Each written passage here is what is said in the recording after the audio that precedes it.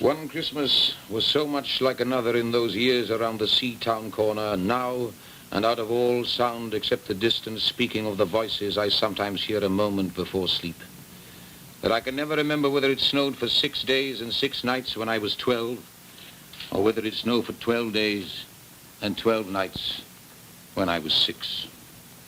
All the Christmases rolled down toward the two-tongued sea like a cold and headlong moon bundling down the sky that was our street. And they stop at the rim of the ice-edged, fish-freezing waves, and I plunge my hands in the snow and bring out whatever I can find. In goes my hand into that wool-white, bell-tongued ball of holidays resting at the rim of the carol-singing sea, and out come Mrs. Prothero and the fireman. It was on the afternoon of the day of Christmas Eve, and I was in Mrs. Prothero's garden, waiting for cats, with her son, Jim. It was snowing. It was always snowing at Christmas. December in my memory is white as Lapland, though there were no reindeers.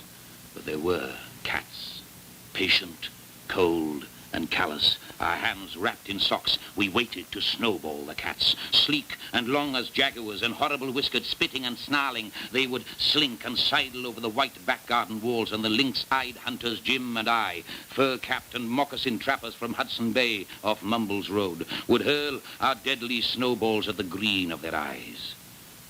The wise cats never appeared.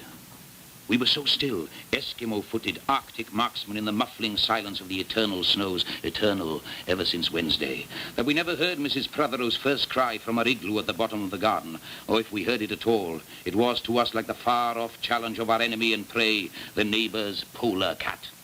But soon the voice grew louder. "Fire!" cried Mrs. Prothero, and she beat the dinner gong. And we ran down the garden with the snowballs in our arms towards the house, and smoke, indeed, was pouring out of the dining room, and the gong was bombilating, and Mrs. Prothero was announcing ruin like a town crier in Pompeii. This was better than all the cats in Wales standing on the wall in a row. We bounded into the house laden with snowballs and stopped at the open door of the smoke-filled room. Something was burning all right. Perhaps it was Mr. Prothero, who always slept there after midday dinner with a newspaper over his face.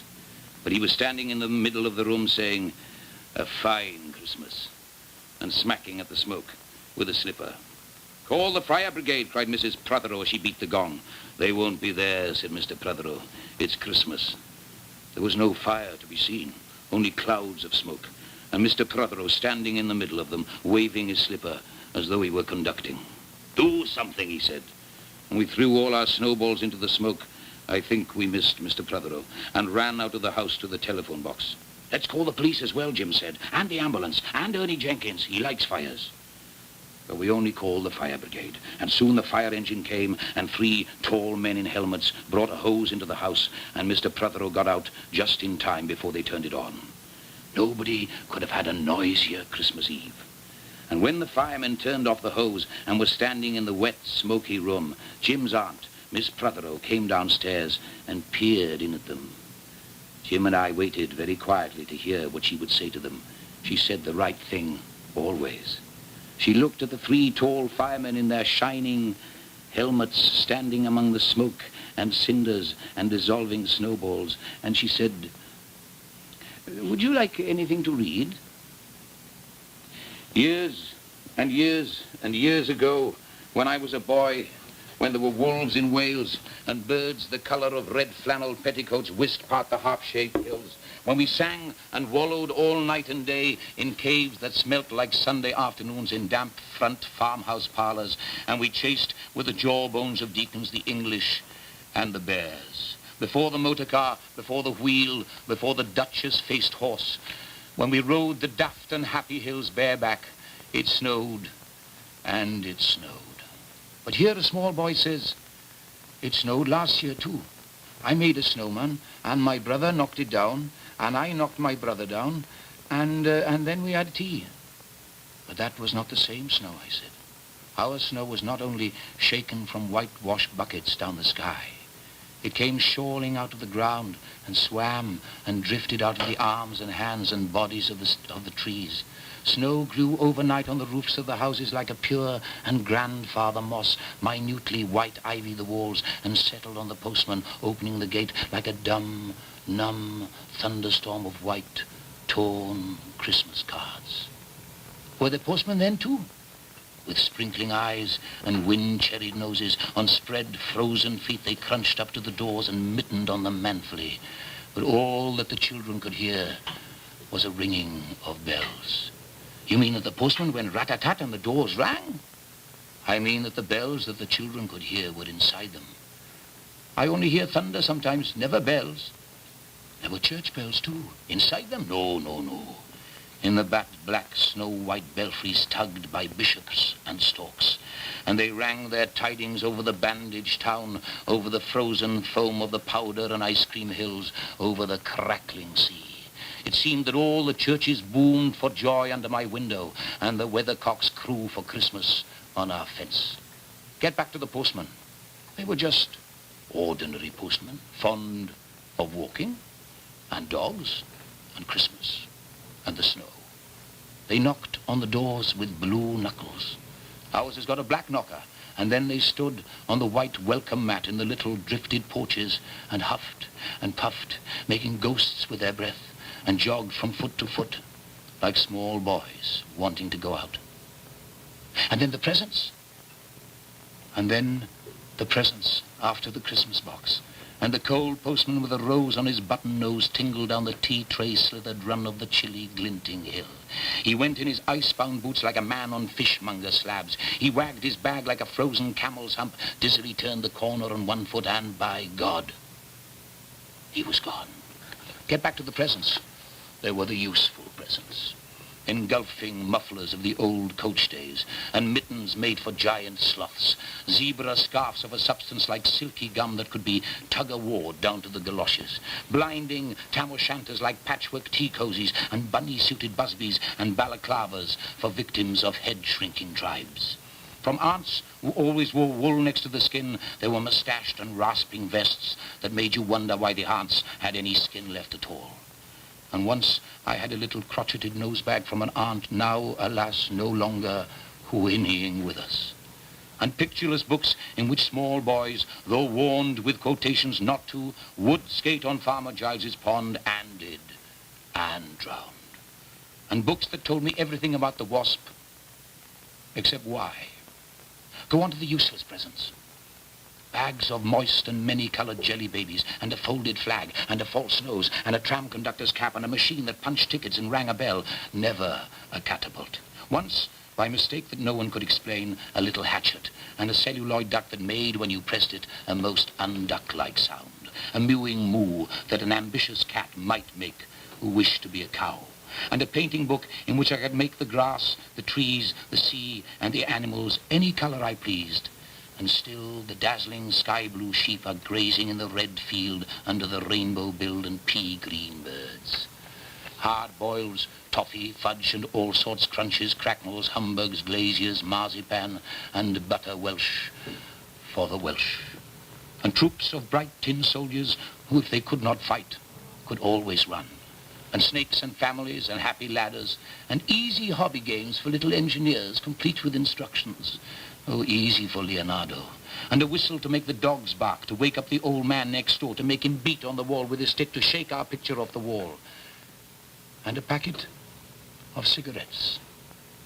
You put one in your mouth, and you stood at the corner of the street, and you waited for hours, in vain, for an old lady to scold you for smoking a cigarette, and then, with a smirk, you swallowed it. And then it was breakfast under the balloons. Were there uncles like in our house? There are always uncles at Christmas. The same uncles. And on Christmas mornings, with dog-disturbing whistle and sugar fags, I would scour the Swatch town for the news of the little world, and find always a dead bird by the white post office or by the deserted swings. Perhaps a robin, all but one of his fires out. Men and women wading or scooping back from chapel with taproom noses and wind-bust cheeks, all albinos, huddled their stiff, black, jarring feathers against the irreligious snow. Mistletoe hung from the gas brackets in all the front parlors. There were sherry and walnuts and bottled beer and crackers by the dessert spoons, and cats in their furabouts watched the fires, and the high-heaped fire spat all ready for the chestnuts and the mulling pokers. Some few large men sat in the front parlors without their collars, uncles almost certainly, trying their new cigars, holding them out judiciously at arm's length, returning them to their mouths, coughing, then holding them out again as though waiting for an explosion. And some few small aunts, not wanted in the kitchen nor anywhere else for that matter, sat on the very edges of their chairs, poised and brittle, afraid to break, like faded cups and saucers. Not many those mornings trod the piling streets. An old man, always, fawn-molded, yellow-gloved, and at this time of year with spats of snow, would take his constitutional to the white bowling green and back as he would take it wet or fine on Christmas Day or Doomsday. Sometimes two hale young men with big pipes blazing, no overcoats and wind-blown scarves would trudge unspeaking down to the forlorn sea to work up an appetite to blow away the fumes, who knows, to walk into the waves until nothing of them was left but the two curling smoke clouds of their inextinguishable briars. Then I would be slapdashing home, the gravy smell of the dinners of others, the bird smell, the brandy, the pudding and mince coiling up to my nostrils, when out of a snow-clogged side lane would come a boy, the spit of myself, with a pink-tipped cigarette and the violet past of a black eye, cocky as a bullfinch, leering all to himself. I hated him on sight and sound, and would be about to put my dog whistle to my lips and blow him off the face of Christmas, when suddenly he, with a violet wink, put his whistle to his lips and blew so stridently, so high, so exquisitely loud, that gobbling faces, their cheeks bulged with goose, would press against their tinselled windows the whole length of the white, echoing street. For dinner, we had turkey and blazing pudding. And after dinner, the uncles sat in front of the fire, loosened all buttons, put their large, moist hands over their watch chains, groaned a little, and slept. Mothers, aunts, and sisters scuttled to and fro, bearing tureens. Auntie Bessie, who had already been frightened twice by a clockwork mouse, whimpered at the sideboard and had some elderberry wine. The dog was sick. Auntie Dozy had to have 3 aspirins, but Auntie Hannah, who liked port, stood in the middle of the snow-bound backyard singing like a big-bosomed thrush.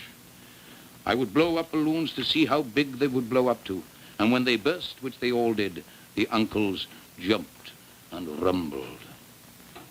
In the rich and heavy afternoon, the uncles breathing like dolphins and the snow descending, I would sit among festoons and Chinese lanterns and nibble dates and try to make a model man-o'-war following the instructions for little engineers and produce what might be mistaken for a sea-going tram car. Or I would go out, my bright new boots squeaking into the white world, onto the seaward hill, to call on Jim and Dan and Jack, and to pad through the still streets, leaving huge, deep footprints on the hidden pavements. I bet people would think there's been hippos. What would you do if you saw a hippo coming down our street? I'd go like this. Bang! I'd throw him over the railings and roll him down the hill, and then I'd tickle him under the ear, and he'd wag his tail. What would you do if you saw 2 hippos?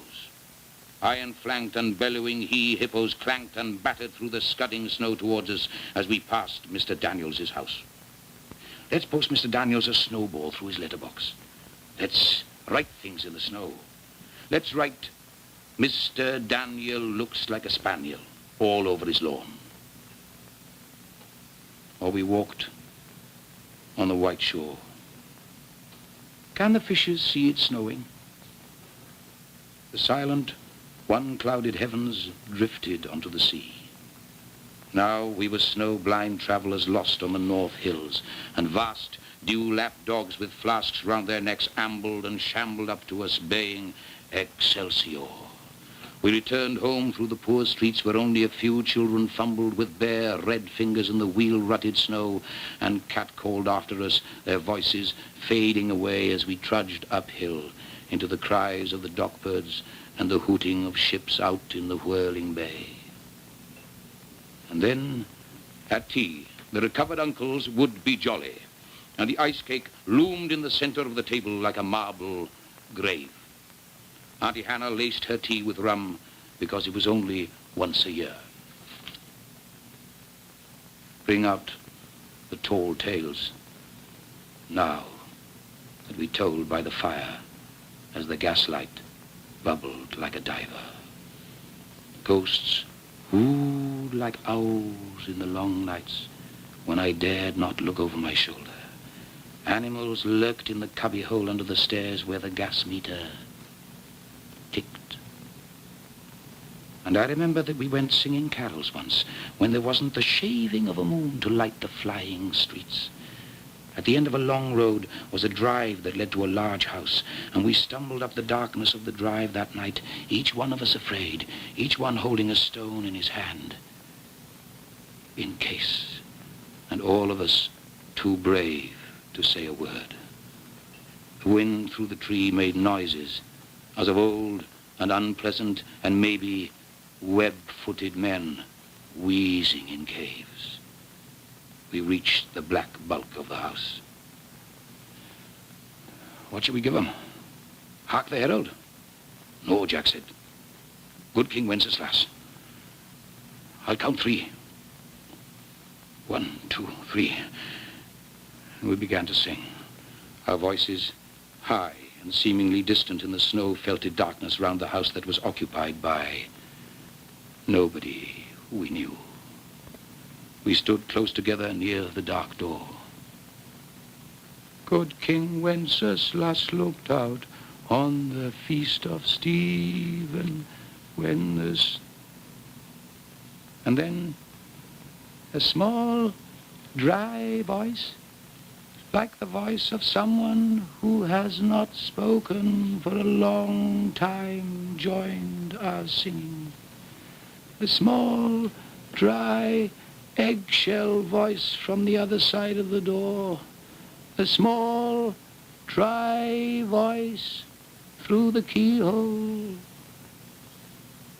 And when we had stopped running, we were outside our house. The front room was lovely. Balloons floated under the hot water bottle gulping gas. Everything was good again and shone over the town. Perhaps it was a ghost, Jim said. Perhaps it was trolls, Dan said, who was always reading. Let's go in and see if there's any jelly left, Jack said. And we did that. Always on Christmas nights there was music. An uncle played the fiddle, a cousin sang Cherry Ripe, and another uncle sang Drake's Drum. It was very warm in the little house. Auntie Hannah, who had got on to the parsnip wine, sang a song about bleeding hearts and death, and then another in which she said her heart was like a bird's nest. And then everybody laughed again. And then I went to bed. Looking through my window out into the moonlight and the unending smoke-colored snow, I could see the lights in the windows of all the other houses on our hill and hear the music rising from them up the long, steadily falling night. I turned the gas down. I got into bed. I said some words to the close and holy darkness. And then I slept.